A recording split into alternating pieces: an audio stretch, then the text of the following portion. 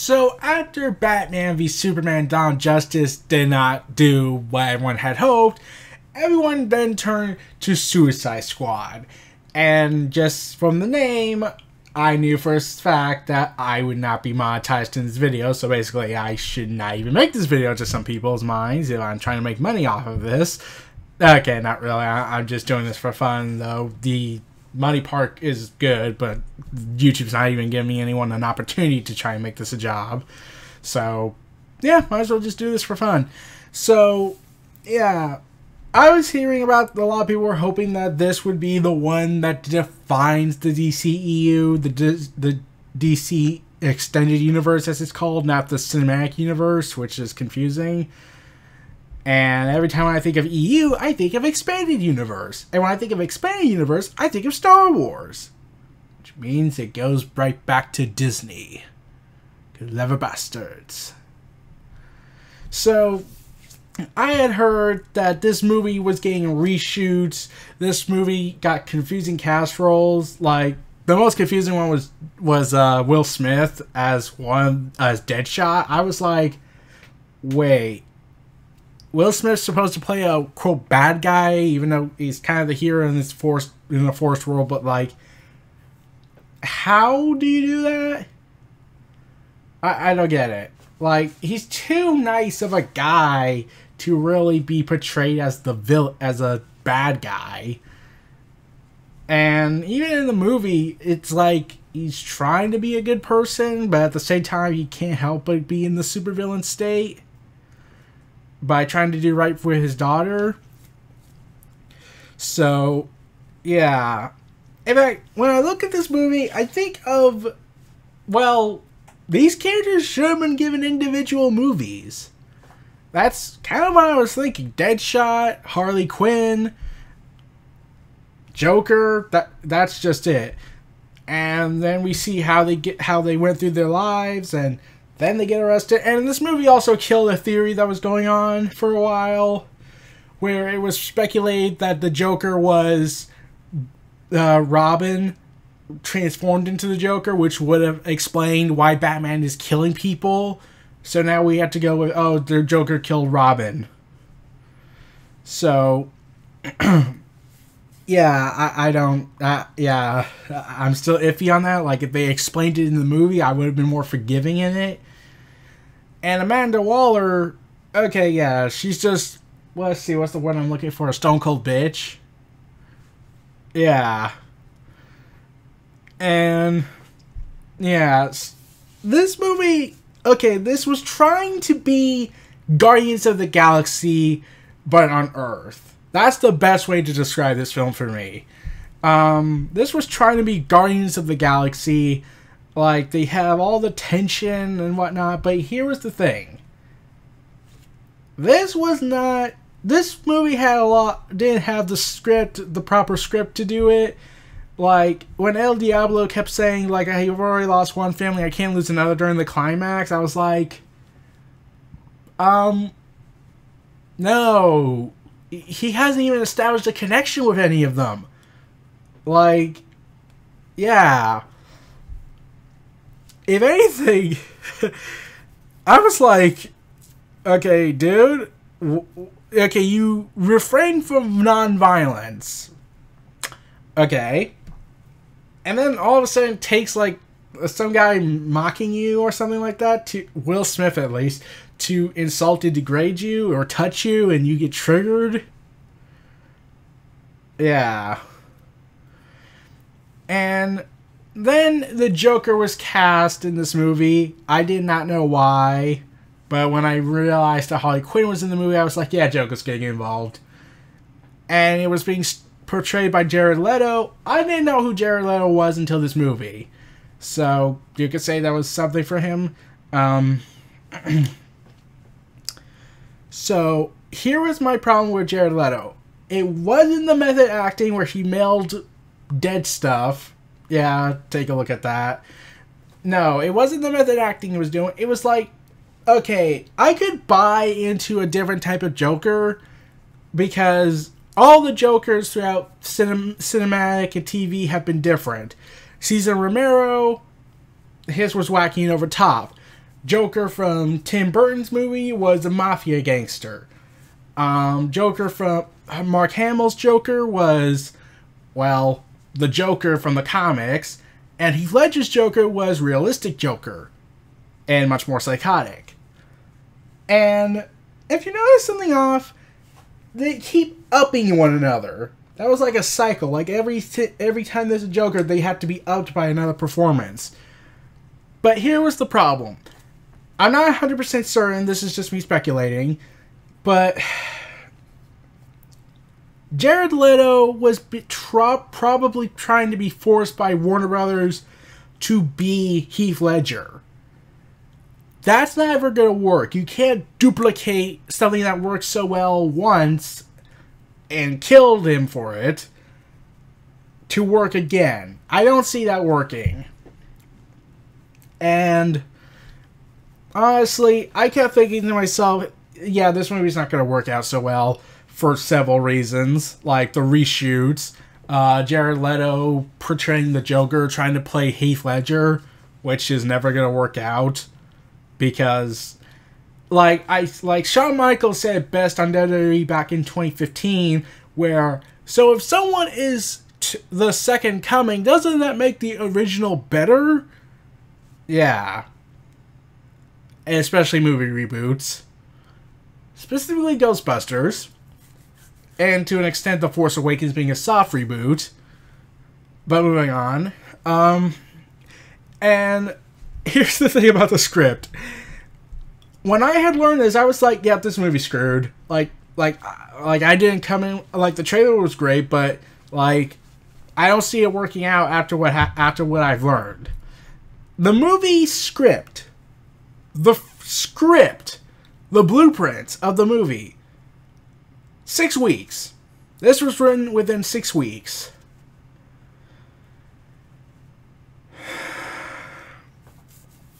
Okay. This movie was given 6 weeks to be written up. And right then and there when that got reported, I was like, done. I'm not going to watch it. Like, there is no way this is going to work. Also, there's also cut scenes that they kept saying like there was a lot of edited scenes out, like Joker flashbacks, like we could have gotten to know Joker more as a person. And also we got, let's see, not only do we get a cut out Joker out that they kept saying is so much they could have made a movie out of it. Yeah. Let's see. Okay, if I'm correct, let's see. It's been a while since I last time saw a report of what happened, but like, okay, the Joker was mostly the contributing factor. They kept cutting a lot of stuff out of him, and he was like, what, given 12 minutes in the movie? Like, you could cut him out and nothing could change. Like, he didn't interact with the characters except for Harley Quinn. The only good thing I liked about this Joker was the flashbacks. Yeah. Because Joker has always been portrayed as a psychotic bastard. But there's a Joker in the Suicide Squad movie, and by extension the DCEU, that is trying to keep up this facade that he doesn't care about anybody. He hates everybody. He destroys life. And yet, the more Harley Quinn tries to get him to open up, the more he keeps trying to resist, and he does fall in love with her. And Harley Quinn's only been around since 1992, which makes an interesting dynamic they could add to the Joker character if they had given more development, instead of just cut everything out, cut this out, cut this out, cut this out. In fact, they kept saying that they cut so much out of the movie that they made 2 versions of Suicide Squad. One being a funny movie, which we got, and one being a somber one. And I was like, why? So, yeah. This storyline, this movie is taking place after Batman v Superman, and Amanda Waller wants to form Task Force X, a team of dangerous criminals in prison on Belle Reve Prison, consisting of the elite human hitman, Deadshot, Harley Quinn, El Diablo, Captain Boomerang. Only in a comic book could that actually make sense. Killer Croc, and Slipknot. So I'm like, and then we got this other character who just comes out of nowhere, Slipknot being who can climb anything, and he's immediately killed. Oh, God. Oh, that is just hilarious. So, yeah, that was actually a funny scene for me. Like, oh, the specialized assassin that's in the trailers. Oh, what's he gonna do? Like, I knew he was gonna die. And then they kept talking about this powerful woman called, the Enchantress. And I'm like, wait. If the Enchantress is the most powerful being you have, shouldn't you be using her instead of boomerangs, hitmen, and El Diablo who does it, a pyrokinetic person who no longer wants to perform violence, and Killer Croc, and the person who can climb anything. Shouldn't, like, Enchantress be the one they should focus on? Like, I watched the Nostalgia Critics review, and that's where I was like, you know what? Why isn't Enchantress... Wait. And then I heard that she was the villain of the movie, and I was like, well, I saw that coming. Yeah, like, they kept hinting at something, but they never showed it. And I'm like, okay, what's next? Like, they kept showing this person that looked like Groot from afar, and it turns out to be the brother of Enchantress, who is honestly never given a name. I just realized that he's never given a name, so I don't even know who the hell this is. And then we get joined by another character named Katana, who just comes up right the fuck out of nowhere. And all I'm wondering is, like, wait, who are you? Who are you? Who are you? Like, the only people we actually knew as characters is Deadshot, probably because it's Will Smith, and Harley Quinn because of the Joker. So, yeah. I'm trying to know, why is this not working? I watched the movie just recently again, and yeah. And the more I kept looking at this movie, I was like, okay, shouldn't that have been saved for way later in the DCEU?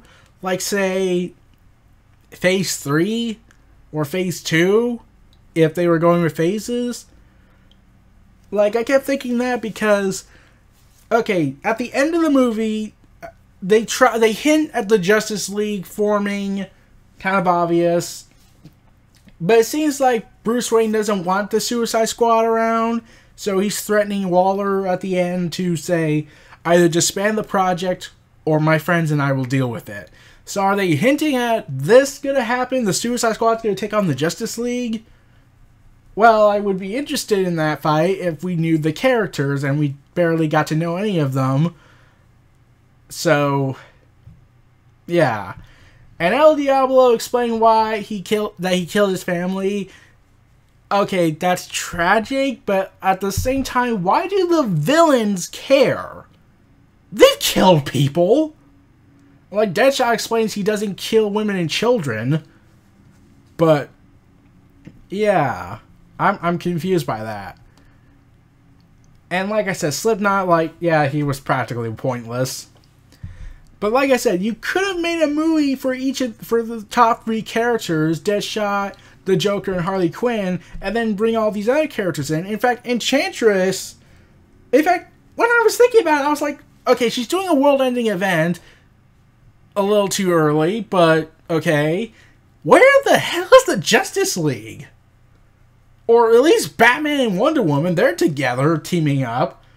Like, Flash should be doing something. In fact, shouldn't this have brought the Justice League together? So, what happened? Were they dealing with something? Well, most likely not, because Bruce Wayne's at the end of the movie, and he doesn't look like he was doing anything. So, yeah, I'm confused. Okay? And then they do this bar scene, and I'm like, are you kidding me? You're really doing this? where they're gonna go ahead and bond and whatnot, and I'm like, wait, why are they even giving up? The villains giving up? I could get the heroes doing that because that's every law of the hero system, but why? In fact, you know what this movie should have been? It should have been Suicide Squad dealing with a terrorist activity in a city with a metahuman involved. Sort of like Bane in The Dark Knight Rises, but except Bane wasn't a metahuman. In fact, metahumans didn't exist in the Dark Knight universe. So wouldn't it have made more sense to have like a character that could control people but part of a terrorist organization that wants to acquire something by holding a city hostage, and this creates like something? Wouldn't that have made more sense? I mean, like, granted, Batman and Flash and Wonder Woman would have gotten involved because innocent people are at stake, but still, this is kind of confusing. In fact, why didn't they portray... In fact, wouldn't it have made more also sense? Like, I get the Suicide Squad members are all villains, but the characters like Rick Flag, and I'm still trying to wonder how that's his last name, why aren't they hesitating killing the enemy? Like, they could probably turn back to being human after the transformation by Enchantress. So, couldn't they go ahead, like, hesitate to fire because, well, there are people underneath that possession. Couldn't they be saved? But the villains don't care because, well, they're villains. So, yeah, this movie was confusing. A trailer company was said to have reshot the whole thing, and I'm like, yeah, this whole video's been confusing. So, yeah, this movie got a mixed reception by audiences, got negative reviews by critics. It was 2% lower than Batman v Superman. Should have really said something. And this wasn't part of the trifecta of the superheroes movies of 2016 because you had Batman v Superman, you had Captain America Civil War, and you had X-Men Apocalypse. Any other comic book movie afterwards was practically pointless. Granted, some were entertaining, like Deadpool, and revolutionary, like Deadpool. But Suicide Squad, it just sort of was just there.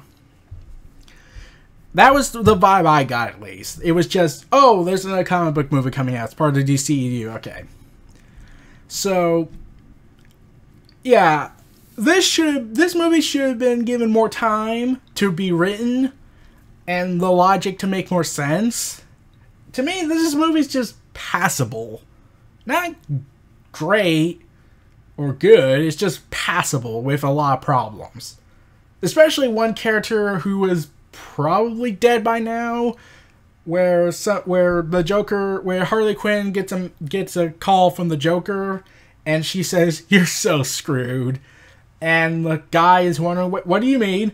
What do you mean? And he's never seen again in the movie. Yeah, he's never seen again. I've been wondering, is he dead? Is he alive? Did the Joker kill him or something? And do you want to know what would have been perfect? If they had left that scene and they could have let the Joker do what Jared Leto was doing, mail stuff. Like mail him a small bomb that blows up in his face and just kills him. That would have been fitting because the Joker doesn't do mails. Unless it's with bombs or something.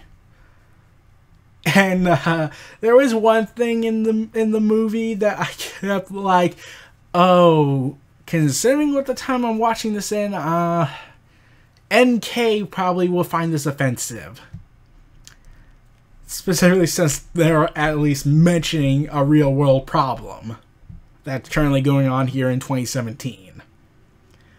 So, like I said, it seemed like Deadshot and Harley Quinn were the main characters, so to speak, and everyone else was just there, including the Joker, which should be really depressing. So, wouldn't it have made more sense to make 3 individual movies and then make the Suicide Squad, since no one seems to care about the rest of the characters? Like, you could put Amanda Waller involved, like she's a major character in the DC comics. And the fact that she willingly killed her own own officers would prove should prove something. So